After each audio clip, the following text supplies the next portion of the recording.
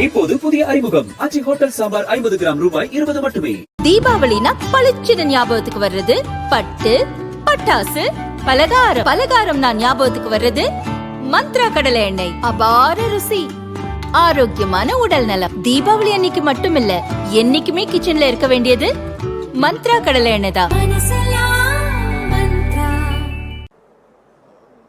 வானாகி மண்ணாகி வடியாகி ஒடியாகி. சார் சத்தம் கூட்டாதீங்க சார். மைக்கும் மனைவியும் ஒன்றா இருக்கக்கூடாது. இல்லை ரெண்டும் கத்தக்கூடாதுன்னு சொன்னேன். சத்தமே கூட்டாதீங்க. ஏன்னா 50 வருஷம் ஆச்சு. திராவிடம் கத்தி கத்தி தான் நாட்டை கெடுத்திருக்கான். புரிஞ்சு கைத்தட்டின 43 பேருக்கு நன்றி. வானாகி மண்ணாகி வடியாகி ஒடியாகி ஊனாகி உயிராகி உண்மையுமாய் இன்மையுமாய் கோணாகி யான் என தென்ற வரவரை கூத்தாட்டும் வானாகி நின்றாரை என் சொல்லி வாழ்த்துவேனே என்று நினைத்தாலே முக்தி தரக்கூடிய, எதிரிகளை சுட்டரிக்கக்கூடிய திரு அண்ணாமலையை மனதில் நினைத்து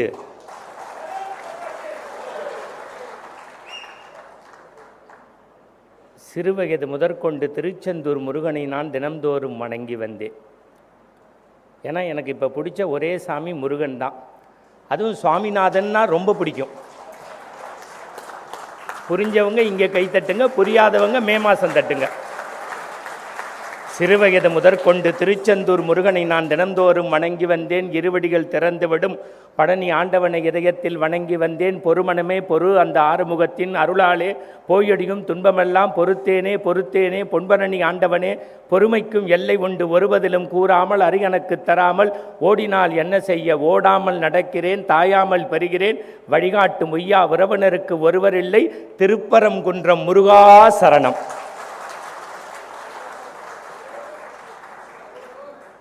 இப்போ தான் பாஸ்கருக்கும் நாச்சியப்பனுக்கும் தீபத்தை பற்ற வச்ச மாதிரி இருக்குது. அதை வைக்கிறதுக்கு சார் எந்த ஃபோட்டோவுக்கு நான் ஃபோர்ஸ் கொடுக்கணும்னு சொல்லிடுங்க. ஏன்னா உலகத்திலேயே ஃபேஷன் ஷோக்கு அப்புறம் 2 கேமரா வச்சு எடுக்கிற ஒரே பிஜேபி மீட்டிங் இதுதான்.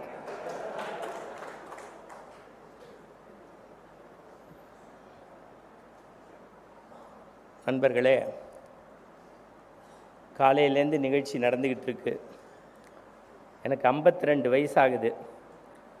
32 வருஷமாக தமிழ்நாட்டில் பேசிக்கிட்டு இருக்கேன். 14 வயசுலேருந்து மேடையிலேயே பேசி, மேடையிலேயே குளித்து, மேடையிலேயே தூங்கி வாழ்ந்திருக்கேன். என் சரித்திரத்தில் 3:30 மணிக்குன்னு பேச்சு போட்டு 3:10க்கே மைக்கு கொடுத்த வாழ்க்கையில் ஒரே அரசியல் மீட்டிங் இது ஒன்று தான். அதுலேயும் 2 பேர் குப்புறப்படுத்து கை தட்டுறான் பாரு. அப்புறம் எப்படி பிஜேபி கிழிக்கும்?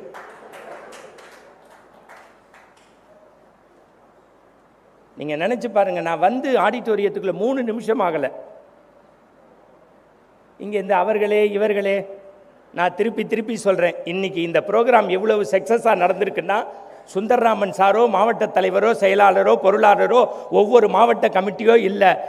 ராத்திரி 12 மணிக்கு தைரியமாக வாசலில் பிஜேபி கொடியை ஒட்டிவிட்டு இந்த அரங்கத்துக்கு யார் வந்தாலும் வராட்டியும் பரவாயில்லன்னு நம்ம சாப்பிட்ற எச்சத்தட்டையும் குப்பை இல்லாம எடுத்து போட்டானே, அந்த ஒழுக்கமான தொண்டனை உடைய ஒரே இயக்கம்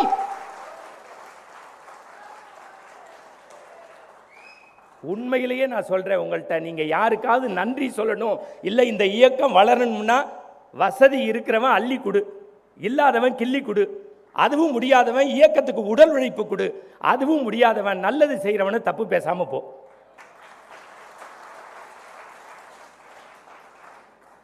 என்ன சுந்தரராமன் சார், நீங்கள் சொன்னதெல்லாம் சொல்லிட்டேனா?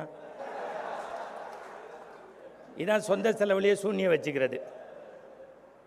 நான் ராகவன் சார் மாதிரி 30 வருஷம் இந்த இயக்கத்தில் இருந்தேன்னா நேராக மேடைக்கு வந்து உட்காந்துருப்பேன்.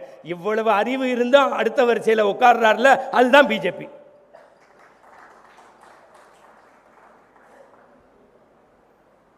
முதல்ல நீங்கள் அந்த கம்பேர் பண்ணுறம்மா வாம்மா, நீங்கள் தான்மா வாங்கம்மா. இந்த அம்மா தான் காலையிலேருந்து ரத்த வாந்தி எடுக்கிற மாதிரி பேசிக்கிட்டே இருக்கு. நல்ல ஒரு கைத்தட்டு கொடுங்க. பத்தலையே?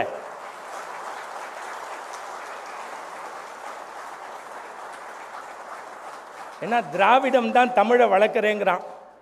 ஒரு பயலுக்கு இம்மு இன்னி இட்டி இப்பு இரு இச்சியே வரல. இது எங்கள் பல்லக்க வெள்ளக்கம் பிரகிராமுக்கு இல்லை பெல்லம்மா அப்படிங்கிறான். ரேடியோ மிர்ச்சி செம்ம ஆட்டு மச்சி, அவன் வாயில் துப்பு எச்சி. சும்மா தமிழுங்கிறது மேடையிலையும் வீட்டிலையும் இல்லை சார். அருமையாக அந்த அம்மாவை நான் வந்ததுலேருந்து பல நிகழ்வுகளை பார்த்துருக்கேன். தமிழை சரியாக உச்சரிக்கக்கூடிய ஒரு நபரை வைத்து நிகழ்ச்சி நடத்துவதே முதல் பாராட்டு.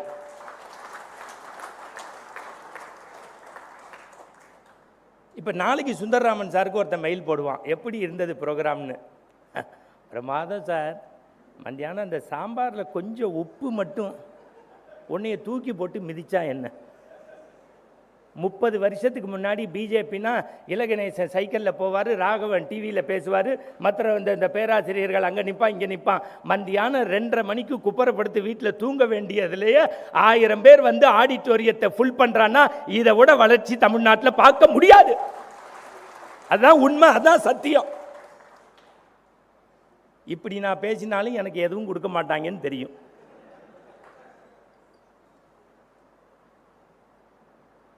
நான் கூட கேட்டேன் சுந்தரராமன்ட்ட, ஐயா எவ்வளோ நேரம் பேசணுன்னு.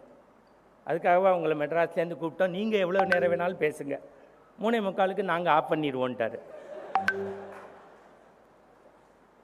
நான் ஆள் இல்லாமையே 6 மணி நேரம் பேசுவேன். டிவி ரேடியோவில் டைரக்டர் மட்டும் இருப்பார், ஆக்ஷன்பா, கேமராமேன் மட்டும் அப்படிம்பா. நான் அப்போயே 6 மணி நேரம் பேசுகிறது. மத்தியானம் 3 மணிக்கு வாழ்க்கையில் நான் சொல்கிறேன், மெட்ராஸில் 1000 இடத்துல நான் போய் பேசியிருக்கேன். மெட்ராஸில் போடுற பிஜேபி மீட்டிங் ஹால் மீட்டிங்கை விட ஒரு கோயம்புத்தூரில் இந்த மீட்டிங்காக 1 மாதம் இருக்குது சார், தூங்காமல் வேலை பார்த்தால அத்தனை தொண்டனுக்கும் ஒரு கைத்தட்டி நன்றியை பத்தாது, பத்தவே பத்தாது.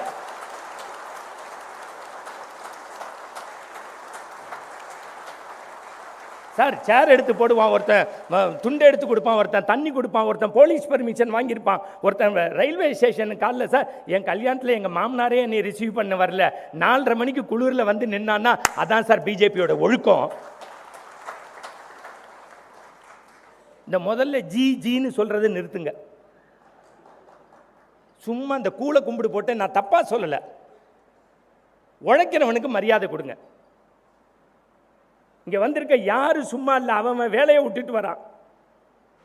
இங்கே வந்து வாசலில் ரிசீவ் பண்ணுற எல்லாருமே கார்பரேட்டு கம்ஃபர்ட் ஜோனில் இருக்கிறவன். அத்தனை பேரும் அதை விட்டுட்டு ஏன் வரான்னா, இது வரைக்கும் 2014 வரைக்கும் இந்தியாவை ஆண்ட எல்லாருமே தேர்தலில் நிற்கணும், ஜெயிக்கணும், தன்னையை வளப்படுத்தணும்னு நினைச்சான். மோடிங்கிற ஒரு மனுஷன் வந்ததுக்கு அப்புறம் தான் இந்த தேசத்தை வளர்க்கணும்னு நினைச்சான்.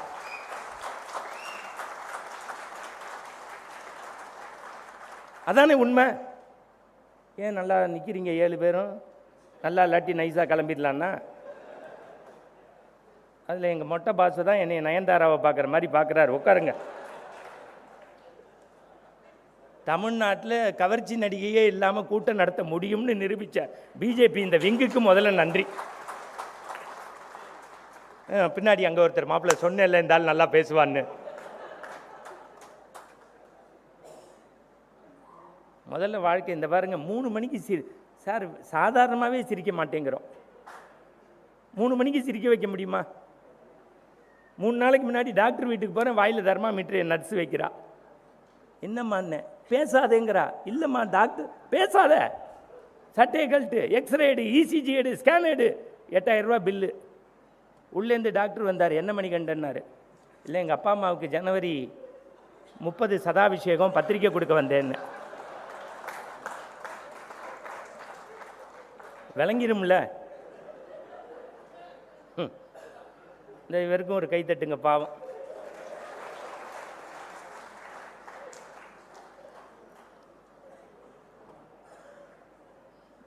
இந்த அடுத்து அவருக்கும் தட்டுங்க.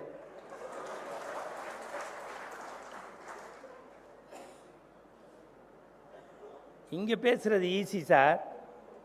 டிவி விவாதத்தில் 5 பேர் வருவான், வெளியில் 50 பேர் இருப்பான்.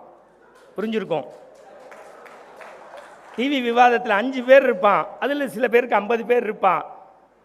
50 பேர் வந்தாலும் 500 பேர் வந்தாலும் சிங்கிளாக போகணும்னு போனாரே சேகர் மாதிரி ஆளுனால தான் சார் இன்னைக்கு பிஜேபி இருக்கு.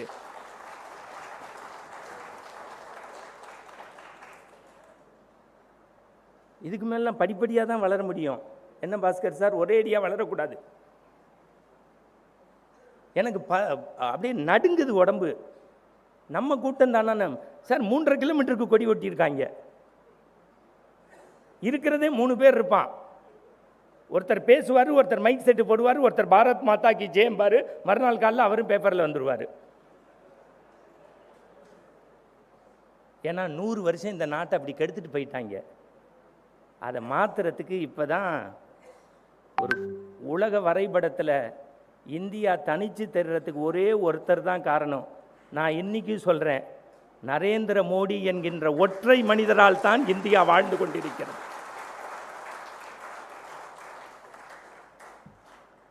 முதல்ல சாதாரண விஷயத்துலேருந்து நம்மளை ஆப் பண்ணணும்னு ரொம்ப பேர் துடிக்கிறான் தமிழ்நாட்டில். நானும் என் குடும்பத்திலையும் சொல்லிட்டேன், 50 வருஷம் எனக்காக வாழ்ந்துட்டேன், அடுத்த 50 வருஷமாவது நாட்டுக்காக வாழ்கிறதுன்னு முடிவெடுத்தாச்சு.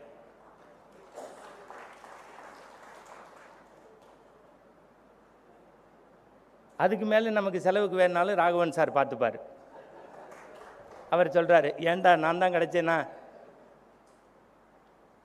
அந்த அந்த அந்த கடைக்கோடியில் உட்காந்துருக்க எல்லாரையும் சேர்த்து சொல்கிறேன், ஒரு அரை மணி நேரம் உங்களுடைய மனசை என் பக்கத்தில் கொடுத்துருங்க. முதல் விஷயம், சாதாரண விஷயம், 6809 மொழிகள் பேசப்படுது உலகத்தில். 6809 மொழிகள். அதில் 6 மொழி தான் பொதுமொழி. அந்த 6ல் 1 நம்ம தமிழ் மொழி. உலகத்தில் இடமிருந்து வளமாக எழுதுறதுல முதன்மைக்குரியது நம்ம தமிழ். கணினியில் 2வது வருஷம் நம்ம தமிழ். உலகத்தில் அதிகமாக மொழிபெயர்க்கப்பட்ட 2வது நூல் திருக்குறள். சுதந்திரம் அடைஞ்சு 75 வருஷம் ஆகியும் யாராவது இதுவரைக்கும் தயார் பண்ண பாராளுமன்றத்தினுடைய பேச்சுகள்லையோ வெளிநாட்டு குறிப்புகள்லையோ, ஏற்கனவே நாங்களும் ஒரு நிதியமைச்சரை வச்சிருந்தோம், இந்த நாட்டில் திருக்குறளையும் சங்க இலக்கியத்தையும் சொல்லி ஆரம்பிக்கக்கூடிய ஒரே பாரத பிரதமரை நாம் பெற்றிருக்கிறோம் என்பதுதான் நமக்கெல்லாம் இருக்கக்கூடிய பெருமை. இதைதான் சிந்திக்கணும். நிர்மலா சீதாராமன் அவர்களுடைய பட்ஜெட் புக்கு பாலிசி நோட்டை எடுத்து பாருங்க, சங்க இலக்கியத்தை அந்த அம்மா மேற்கோள் காட்டுறாங்க. தமிழுங்கிறது எது? என் ஃப்ரெண்டோடைய தாத்தா ஒருத்தர் கோபாலபுரத்தில் இருந்தார், எவனையும் தமிழ் படிக்க கூடாதுன்னாரு. அவன் பேரனெல்லாம் ஹிந்தி படிக்க சொன்னார்.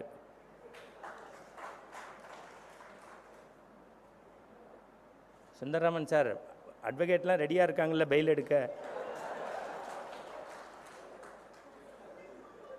நீங்கள் நல்லா யோசிச்சு பாருங்க. இந்த 2வது வரிசையில் உட்காந்துருக்க ஒவ்வொருத்தரை பற்றி நான் ஃபர்ஸ்ட் ரோலேருந்து எனக்கு முன்னாடி அந்த மேடம் எவ்வளவு சொன்ன டயத்தில் முடிக்கிறதே அது பாரதிய ஜனதாவுடைய ஒழுக்கம் இல்லையா? அந்த மாதிரி கைத்தட்டுங்க.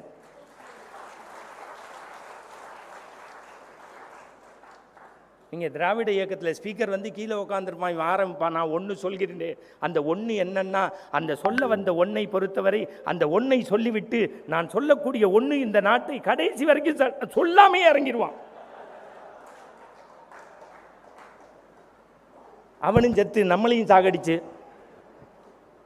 முதல்ல ஒழுக்கம் தான் சார் அரசியல். நீங்க நல்லா நினைச்சு பாருங்க. இந்த நாட்டில் பாரதி எழுதினான், தேசம் உயர வேண்டுமெனில் தெருவெல்லாம் தமிழ் முழங்க வேண்டும், சொல்லில் உயர்வு தமிழ் சொல்லே, அதை தொழுது படித்திரடி பாப்பா, யாமறிந்த மொழிகளிலே தமிழ் மொழி போல் இனிவது எங்கும் காணும், யாமறிந்த புலவனிலே கம்பனை போல் வள்ளுவன் போல் இளங்கோ போல் பூமிதனில் அங்கனமே கண்டதில்லை, உண்மை வரும் புகழ்ச்சியில்லை, கண்ணிருந்தும் குருடராய் காதிருந்தும் செவடராய் ஆண்மை இருந்தும் கோலனாய் அஞ்சுபவனே, ஒரு சொல் கேளீர், வீட்டு பாஷைகளை கற்கிலாய், வேறு வேறு பாஷைகளை கற்பாய், நீ பிரெஞ்சு படி, உருது படி, சான்ஸ்கிரிட் படி, ஹிந்தி படி, எல்லாம் படி, உன் தாய்மொழி தமிழ தப்புல்லாம படினா. அந்த பாரதிய எல்லாரும் மறந்துட்டான். மறக்காதது 2 பேரு, ஒன்னு நரேந்திர மோடி, இன்னொன்னு எங்க அண்ணன் சீமா. ஆமா சொல்லுவேன், நம்மளை பத்தி அவர் சொல்லும் போது அவரை பத்தி நான் சொல்லுவேன். அதான்டா அரசியலுடைய ஒழுக்கம். நீங்க யார் பாரதியாரை இங்க வாழ விட்டீங்க? காசி தமிழ்ச்சங்கம்னு வச்சானே, அது ஒன்றுக்காக இன்றிலிருந்து இன்னும் 100 ஆண்டு காலம் பாரத மாதாவினுடைய துணையோடு மோடி வாழ வேண்டும் என்று நான் நினைக்கிறேன். பாரதியார் மாதிரி ஒரு கவிஞன் கிடைப்பானா? காசியில் புலவர் பேசும் உரைதான் காஞ்சியில் கேட்பதற்கு ஒரு கருவி செய்வோம்னா, இரும்பை காய்ச்சி உருக்கிடுவீரே, ஏற்ற தொழில்கள் செய்திடுவீரே, ஆயுதம் செய்வோம், நல்ல காகிதம் செய்வோம், ஆலைகள் வைப்போம், கல்வி சாலைகள் வைப்போம்னா, சிந்து நதியின் மிசை நிலவினிலே சேரன நாட்டிலம் பெண்களுடனே சுந்தர தெலுங்கினில் பாட்டி செய்து தோழிகள் ஓட்டி விளையாடுவோம், கங்கை நதிப்புறத்து கோதுமை பண்டம் காவிரி வெற்றிலைக்கு மாறுகொள்வோம், சிங்கம ராட்டியர்தம் கவிதை கொண்டு சேரத்து தந்தங்கள் பரிசளிப்போம். நேஷனல் இன்டகிரேஷன் இதானே. அன்னசத்திரம் 1000 வேண்டாம், ஆலயம் 16,000 வேண்டாம், அங்கு ஒரு ஏழை சிறுவனுக்கு எடுத்தறிவித்தல். தண்ணி பாட்டிலா வாங்க. என்ன அடுத்த பேச்சாளர் வந்துட்டாரா? இப்படி சொல்லி சொல்லியே கொடுத்துட்டாங்க நாட்டை. இவர் வந்து நீங்க பொறுமையா பேசுங்க. எப்படியா பொறுமையா இருக்க விடுறாங்க நாட்டில்? எனக்கு தெரிஞ்சு ஒரு ஆள் டார்ச்சை எடுத்து டிவியில் உடைச்சு பதறிட்டேன் நான்லாம். ஆனால் கோயமுத்தூரை நான் சொல்கிறேன், விழுந்து வணங்குறேன், அந்த ஆள்லாம் ஜெயிச்சிருந்தா நான்லாம் காணாமல் போயிருப்பேன். ஒத்த சீட்டுக்கு மொத்தமாக அடகு வச்சுட்டாங்கதா. இவங்க எல்லாம் கொள்கையை பற்றி பேசும்போது தான், சேகர் சார் நீங்கள் குடிங்க தண்ணி, நீங்கள் 35 வருஷமாக பேசியிருக்கீங்க, நான் இப்போ தான் குடிக்கவே ஆரம்பிச்சிருக்கேன் தண்ணி.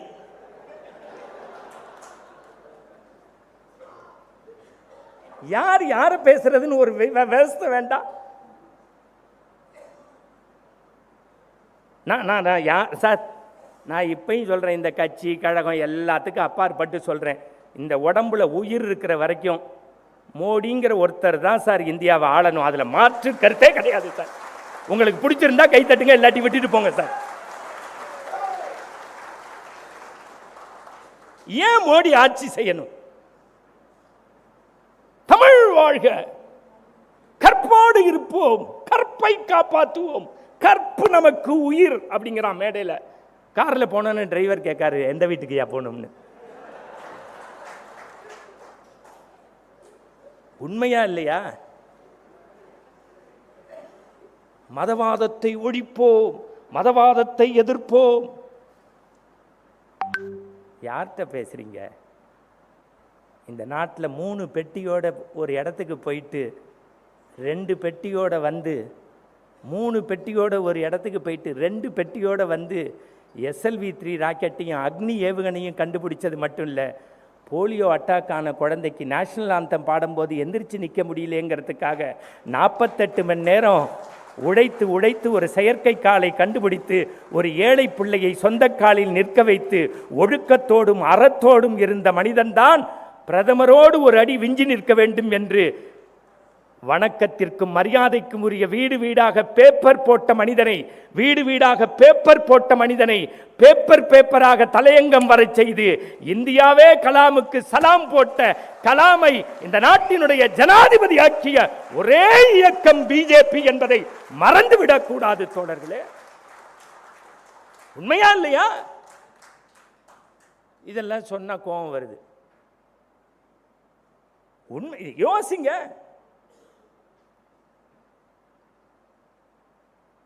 ஒரு அம்மா இருந்தது பிரதிபா பட்டீல்னு, அது கிளம்பும் போது சேரையும் எடுத்துட்டு போச்சு.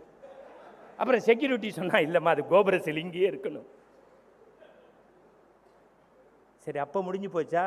இது எங்க நடக்குது? கோயம்புத்தூர்ல. இன்னைக்கு சிபிஆர் வந்து துணை ஜனாதிபதியா ஒரு தமிழனை கொண்டு வந்திருக்காங்கன்னு சொன்னா இது நமக்கு கிடைத்த வெற்றி இல்லையா? ஆனா ஒன்னே ஒன்று சொல்றேன், யாருக்கு எப்போ யோகம் வரும்னே தெரியாது. இன்னைக்கு கொடி ஓட்டுறோம், குப்பை எடுக்கிறோம், என்ன கிளம்பிட்டீங்களா? இந்த செல்லை எடுத்தாலே எனக்கு பதறுது.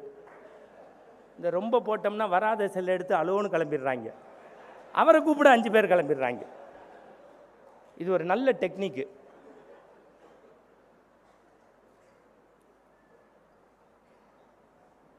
சுந்தர்ராமன் சார், யாராவது இந்த மீட்டிங் எப்படி நடந்ததுன்னு கேட்டால் டெல்லி வரைக்கும் ரிப்போர்ட் போடுங்க. 3:45க்கு 1000 பேர் சிரிச்சுக்கிட்டே அழுந்து வடியாமல் ஆர்ப்பாட்டம் இல்லாமல் அமைதியாக ஒழுக்கத்தோட தரத்தோட உண்மையோட நேர்மையோட வாலண்டியராக நடத்தி ஒரு ப்ரோக்ராமை சக்ஸஸ் பண்ணி காட்டியிருக்கோங்கிற ஒத்த ஒத்த விஷயத்துக்கு நான் சொல்றேன், எல்லாரும் ஒரு நிமிஷம் எழுந்து நின்று இந்த டீமுக்கு கை தட்டுங்க சார். எழுந்து நின்று கை தட்டுங்க சார். இதை விட தி பெஸ்ட் கிடையாது சார். இதை விட தி பெஸ்ட் கிடையாது சார். பத்தாது சார், பத்தாது சார், இந்த ஒழுக்கம் பத்தாது.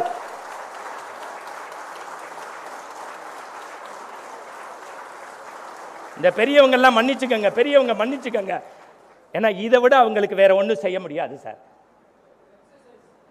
சார், வீட்டுக்கு வர்றவனுக்கே நம்ம தண்ணி கொடுக்க மாட்டேங்கிறோம். அத்தனை பேருக்கும் மத்தியான சாப்பாடு கிடைச்சிச்சு இல்லை? உண்மை யதார்த்தம் அதானே. 5 மணிக்கு வீட்டுக்கு போய் கதவை தட்டினா 30 தடவை பொண்டாட்டி கண்ணாடியில் எத்தி பார்த்துட்டு தான் கதவை திறக்கிறான். இங்கே 1000 பேருக்கு சாப்பாடு கொடுத்து ஒழுக்கத்தோட தரத்தோடு. சார், நீங்கள் ஹோட்டல் பத்தல 4 ஹோட்டல் போட்டிருக்காங்க. 40 பேர் ரிசீவ் பண்ணுறான், 40 பேர் அமுச்சு வைக்கிறான். ஒரு ப்ரோக்ராம் நடக்கிறதுக்குள்ள செத்து சுண்ணாம்பாவாங்க. அவங்கள பாராட்டுறதுக்கு நம்ம கற்றுக்கணும். பிஜேபி வளரணும்னா இன்னைக்கு சொல்கிறேன், குறை சொல்கிறத இந்த கூட்டத்தோட விட்டிங்கனாலே கட்சி வளரும்.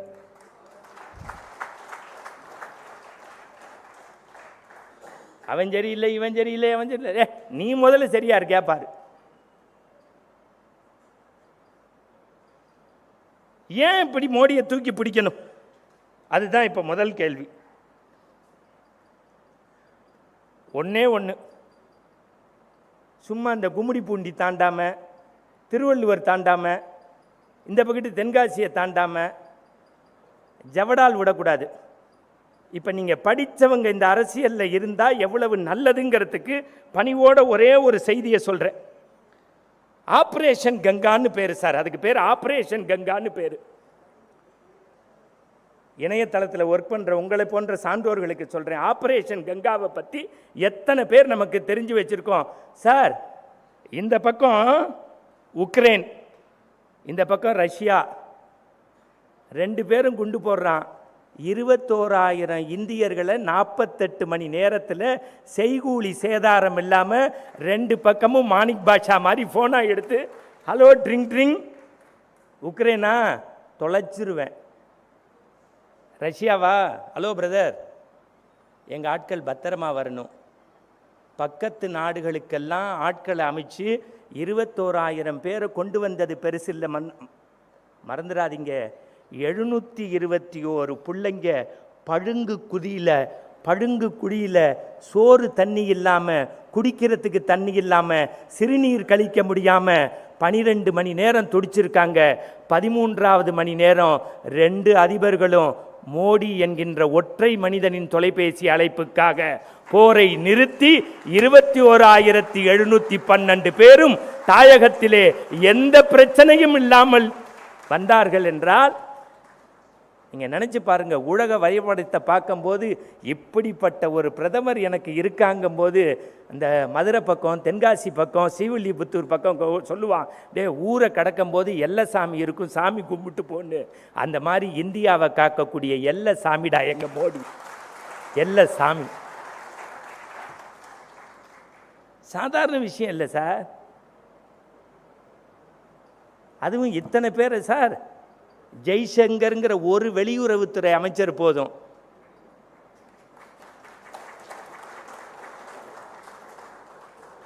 அமித்ஷாங்கிற சிங்கிள் ஜென்டில்மேன் போதும்.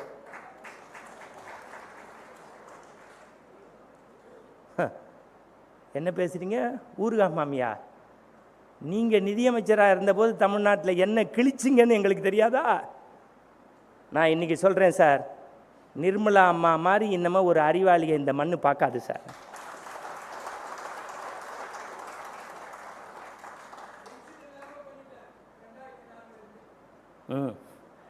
எங்கள் மாமனார் மாதிரியே சார். நீங்கள்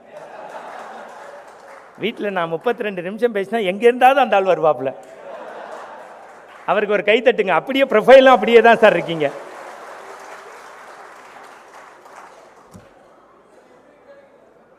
ரொம்ப சார் யதார்த்தத்தை பேசுகிறாங்க, உண்மையை பேசுகிறாங்க.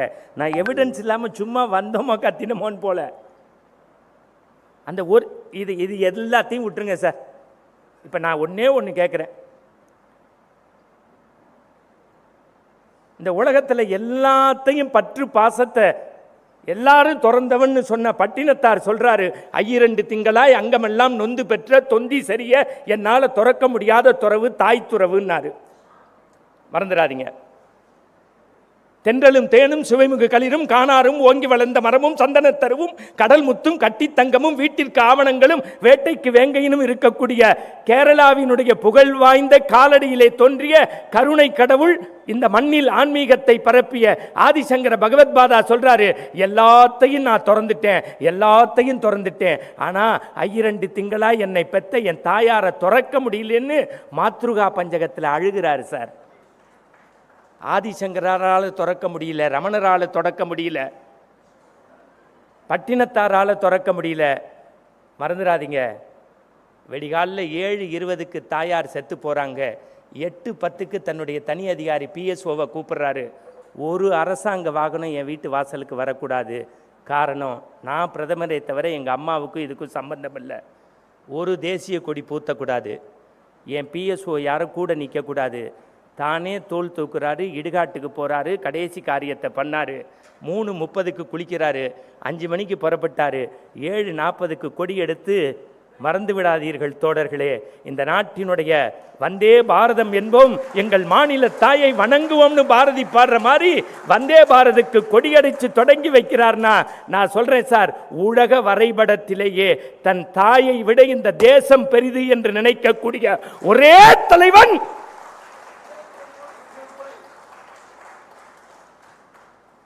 ஆனால் இவ்வளவும் கேட்டுட்டு கோயம்புத்தூரில் குப்புறப்படுத்திக்க கூடாது. ஏப்ரல் மாதம் அண்ணே ஜெயிச்சிருவோம்னே, ஜெயிச்சிருவோன்னு எவன் சொல்கிறான்னா அவன் தான் ஓட்டு போடலேன்னு அர்த்தம். ஆனால் இந்த தெருவுக்கே நீங்கள் வராதிங்கண்ணே, நாங்கள் பார்த்துக்குறோம் அப்படின்னா மொத்தமாக காலி பண்ணுறான்னு அர்த்தம். நீங்கள் நல்லா சார், எத்தனை பேருடைய தியாகமும் ரத்தமும் சிந்து உருவாக்கப்பட்டது. இதுக்கு பேர் என் வாழ்க்கையெல்லாம் நாசமாக போனதுக்கு ஒரே காரணம் சுந்தர்ராமன் தான்.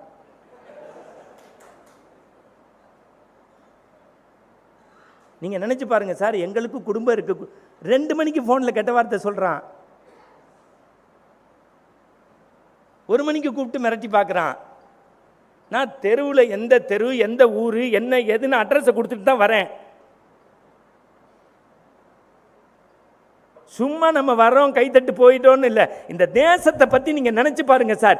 இந்த மாதிரி ஒரு பிரதமர் உலக வரைபடத்தில் சார். இன்னொன்று கேட்குறேன் சார், இந்த நாட்டில் கவுன்சிலர் அம்மா செத்து போனாலே 6 பவுன்சர் பாய் நிற்கிறான் சார். கவுன்சிலர் அம்மா செத்து போனான். இந்த நாட்டினுடைய பிரதமருடைய தாய் இறந்த பிறகு அன்று மாலையே ஒரு தேச பணியை செய்கிறார் என்றால், இதை விட ஒரு அப்பழுக்கற்ற மனிதனை இனி இந்த தேசம் பார்க்க முடியாது.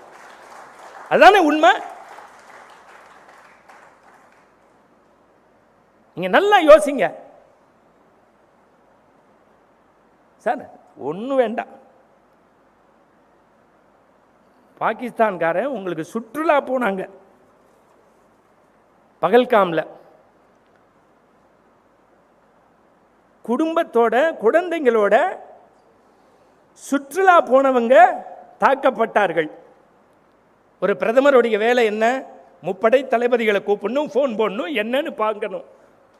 மறந்துடாதீங்க, 49 மணி நேரம் 1.25 நிமிஷத்துக்குள்ள துண்டை காணும் துணியை காணுன்னு பாகிஸ்தான் ஓடலும். அது வரைக்கும் நான் தூங்க மாட்டேன்னு சொல்லி உலக வரைபடத்திலேயே ஒரு பதிலடியை உலகமே வியக்கிற மாதிரி கொடுத்து, இந்த தேசம் அன்பாகவும் வாழத் தெரியும், திருப்பியும் அடிக்க தெரியும் என்று காட்டிய ஒரே பாரத பிரதமர் நம்முடைய பாரத பிரதமர். சரி, இதெல்லாம் விட்டுருங்க. சமத்துவம்னு நம்ம பேசுகிறோம், உண்மையா இல்லையா? சமத்துவம்னு நம்ம பேசுகிறோம்.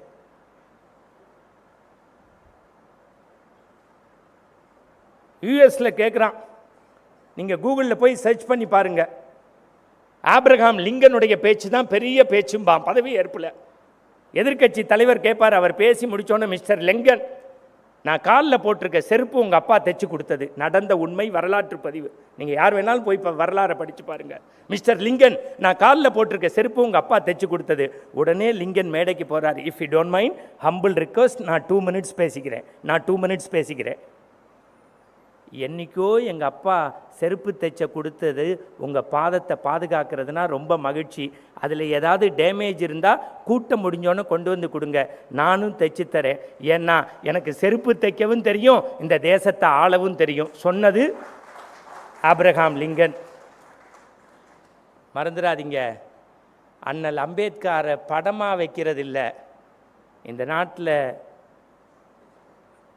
ஆல் இண்டியா பார்ட்டி பிஜேபி அதனுடைய தமிழ்நாட்டுக்கு தலைவராக ஒரு மனிதரை நிர்ணயம் செய்த போது அந்த மனிதன் சொன்னார், ஒரு குடிசைக்குள் ஒரு சாதாரண தொழிலாளியின் மகனாக பிறந்த என்னை ஒரு மாநில பிஜேபியின் தலைவராக்கி மத்திய அமைச்சராக்கி உண்மையான அண்ணல் அம்பேத்கர் கண்ட சமத்துவத்தை பின்பற்றக்கூடிய இயக்கத்தில் நான் பணிபுரிகிறேன் என்று சொன்னவர்தான் எல் முருகன் என்பதை மறந்துவிடக்கூடாது தோழர்.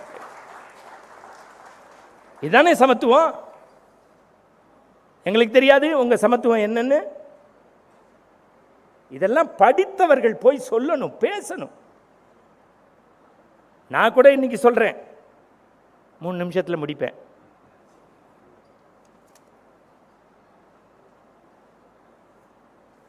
இந்த படித்தவர்களும் அரசியலும்னு எனக்கு ஒரு தலைப்பை வேற போட்டாங்க. 2014 நீங்க பாருங்க, 2014 இந்திய விமானங்களினுடைய நிலையத்தினுடைய எண்ணிக்கை என் அன்பு சகோதரிக்கு தெரியும், வெறும் 74. 2014 விமான நிலையங்களினுடைய எண்ணிக்கை 74. 2025 161. மறந்துடாதீங்க. 2014 பொருளாதாரத்தில் இந்தியா 11வது இடம். 2025 உலக வரைபடத்தில்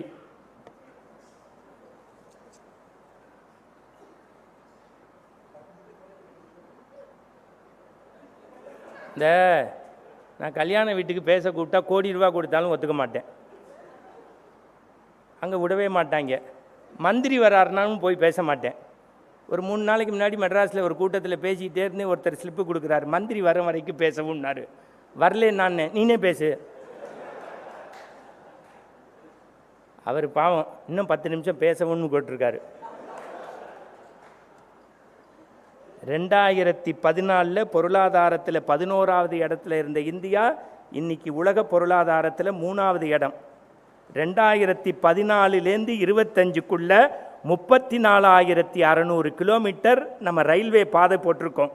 மறந்துடாதீங்க, 2014 2025க்குள்ள 13,603 மேம்பாலங்களை கட்டிய ஒரே அரசு மோடியினுடைய அரசு.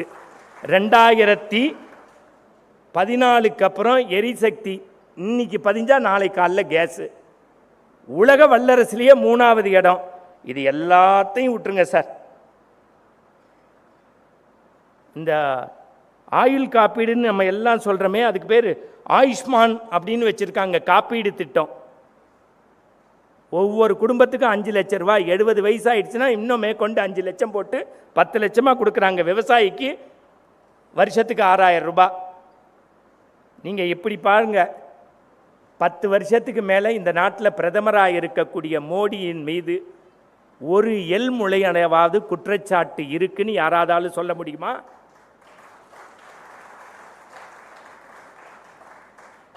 இதுக்கப்புறமும் நம்ம தமிழ்நாட்டில் ஜெயிக்கலைன்னா நம்ம மனுஷனே கிடையாது. இப்படி முடிக்கிறேன். செய்ய வேண்டிய வேலையை எல்லாரும் சேர்ந்து சொல்லுங்க. செய்ய வேண்டிய வேலையை செய்ய வேண்டிய நேரத்தில் சரியாக செய்யணும். இல்லைன்னா சிக்கல் தான். இப்படி கேட்டுட்டு குப்புறப்படுத்துருவீங்கன்னு எனக்கு தெரியும். விடிஞ்சா எங்கள் வீட்டில் தீபாவளி. என்னது? யார் வீட்டில்? எங்கள் வீட்டில். அடுத்த வீட்டுக்கு அதென்னா நல்லா வாயை கொடுத்து பாருங்கம்மா. எங்கள் அம்மாவும் மனைவியும் ஒத்துமையாக இருக்கிறது அன்றைக்கி தான். ஏன்னா கடைக்கு போவாங்க, ஒரு 7 மணி நேரத்தில் பர்ச்சேஸ் பண்ணிவிடுவாங்க. என் மனைவி ரொம்ப நல்லவங்க. அந்த மேட்சிங் ப்ளவுஸுக்கு மட்டும் 2 டேஸ் எக்ஸ்ட்ரா எடுத்துப்பா. வீட்டுக்கு வந்ததுக்கப்புறம் உண்மையை சொல்கிறேன் சகோதரி, என் மனைவி என்னையை பார்த்து சொன்ன, அப்பாவுக்கு எடுக்கலையான்னா. எங்கே வந்து? வீட்டில். நானும் ரஜினி மாதிரி பழசை மறக்காமல், என் டிரைவர் பேர் நாராயணன்னு பேர், 8 மணிக்கு மேலே அவனை கூப்பிட முடியாது, அவன் எடுத்துருவான். தமிழ்நாடே அதுதானே, பாருக்குள்ளே நல்ல நாடு. பாரதியாரே பாடியிருக்காருங்கிறான். நான் சொன்னேன், இல்லைப்பா அது பாருக்குள்ளே நல்ல நாடு, இது பாருக்குள்ளே நல்ல நாடு. இருக்குன்னா தான் சாப்பாடு, இல்லாட்டி வறுத்து குத்திடுவீங்க. ஆம்பளைகளுக்கு ஒரு நல்ல இருக்குன்னா தான் சாப்பாடு, இல்லாட்டி வறுத்து குத்திடுவீங்க. ஆம்பளைகளுக்கு ஒரு நல்ல பழக்கம் உண்டு, யாரும் இல்லாத ரூமில் தானாக போட்டு லூஸ் மாதிரியே பார்ப்போம். பாருங்கள், எல்லாரும் அனுபவ குத்து வாங்கியிருக்கீங்கன்னு அர்த்தம். எங்கள் அப்பா ராத்திரி 10:20க்கு பேண்ட்டை போட்டு இப்படி 2 தடவை நடந்து என்னை பார்த்து, எப்படி நாடு சூப்பர்ப்பா, நீ இன்னும் 2 தடவை போனால் முனிசிபாலிட்டி லாரியே வர வேண்டாம், அதுவே கூட்டிரும்னு. அதுக்கு பேர் இங்கிலீஷில் ப்ராப்ளம்னு பேர். என்னது ப்ராப்ளத்துக்கு என்ன சொல்லுவோம் நம்மெல்லாம்? உடனே அதை தீர்வுக்கு என்ன கண்டுபிடிப்போம்? Very good, solution. இதுக்கு என்னப்பா சொல்யூஷன்னாரு, 1 இன்ச்சு மடித்து வெட்டி தைச்சிருன்னு. சத்தியமாக எங்கள் அப்பாவுக்கு டெய்லரிங் தெரியாது. ராத்திரி 11 மணிக்கு எங்கள் அப்பாவுடைய அம்மா, எங்கள் பாட்டி 97 வயசு வரைக்கும் இருந்தாங்க, அப்போ 94 வயசு. எங்கள் அப்பா கொண்டு போய் சொல்கிறாரு ராத்திரி 11 மணிக்கு, விடிஞ்சா தீபாவளி, ப்ளீஸ் ஹெல்ப் மீ அப்படின்னாங்க. அதுக்கு எங்கள் பாட்டி சொன்னிச்சு, போடா லூசு பெத்த லூசு பையில, இவ தான் பெத்தா. எங்கள் அப்பா 9வது புள்ள, மொத்தம் 13 குழந்தைங்க. இதை தவிர எங்கள் தாத்தா போஸ்ட் மாஸ்டராகவும் இருந்தார். இல்லை சார், டெலிவரி நல்லா பண்ணுறாருன்னு சொல்கிறேன். சேகர் சார், நீங்கள் சிரிக்கப்படாது, அது அவங்க தாத்தா கையில் இருக்கு. நல்லா தெரிஞ்சுக்கங்க. என்ன சொன்னா எங்கள் பாட்டி, போடா லூசு பெத்த லூசு பையிலன்ட்டா. எங்கள் அம்மாட்ட கேட்டால் எங்கள் அம்மா சொன்னா, விடிஞ்சா தீபாவளி, வீட்டில் பலகாரம் செய்யணும், போயாச்சு. அத்தை அவள் அதிரடி விலை குறைப்பு, நம்ம காசு நம்மளே கொடுத்து அடி வாங்கி சாமான் வாங்கி குப்புறப்படுத்திட்டோம். 1:30 மணிக்கு எங்கள் அப்பா எந்திரிச்சார். எவன் உதவியும் தேவையில்லைன்னு எமர்ஜென்சி லேம்பை போட்டு அப்படி பேண்ட்டை ஒரு மடிப்பு மடித்து வெட்டி ஊசியில் நூல் கொடுத்து ஹெம்மிங் பண்ணி வச்சு படுத்துட்டா. 2:30 எங்கள் பாட்டி, பாஸ்கர் சார் சிரித்த மாதிரி, கணவனே கண்கண்ட தெய்வம் அப்படின்னு, கல்லானாலும் கணவன்னா அவள் பங்குக்கு ஒரு மடிப்பு, ஒரு வெட்டு, ஒரு தையல். 4:13க்கு எங்கள் அத்தை எந்திரிச்சு சாவித்திரி மாதிரி முடியை விரித்து, பாசமலர் சிவாஜி மாதிரி எங்கள் அன்னை தோளில் போட்டு வளர்த்தாரேன்னு சொல்லி அவள் பங்குக்கு ஒரு மடிப்பு, ஒரு வெட்டு, ஒரு தையல். 5:30 மணிக்கு கோழி கூவி எங்கள் அப்பா ஜோதிகா குளிக்கிற நல்லெண்ணெயை இதயங்கையில் ஊற்றி, ஜோதிகான்னு அங்கே பாருங்கள், ஹடடாடா தலையில் வச்சு தேய்ச்சி சீக்கா போட்டு குளித்து, எங்கள் அப்பா பேண்ட்டை போட்டு கீழே பார்த்தா, தங்கப்பதக்கம் சிவாஜி மாதிரி நிற்க வேண்டிய ஆள் எங்கள் ஊர் பாட்டுக்காரன் ராமராஜ மாதிரி இருந்தாப்புல. உங்களுக்கு என்னடி சிரிப்பீங்க? என் பணம் 9,127 ரூபா, நான் அலைஞ்சு வாங்கிட்டு வந்தேன். சின்ன வேலை தான், செய்ய வேண்டிய வேலையை செய்ய வேண்டிய நேரத்தில் செய்யாமல் போனதுனால பேண்ட்டே ட்ராயர் ஆகிடுச்சு. இந்த மோடிக்கு தமிழ்நாட்டிலேருந்து சீட்டு கொடுக்கலைன்னா நம்மளும் சிரிக்க தவறியவர்கள். மறந்து விடாதீர்கள், உங்களை பொறுத்த வரைக்கும் மோடி மனிதன், என்னை பொறுத்த வரைக்கும் அவர் சாமி. நன்றி, வணக்கம்.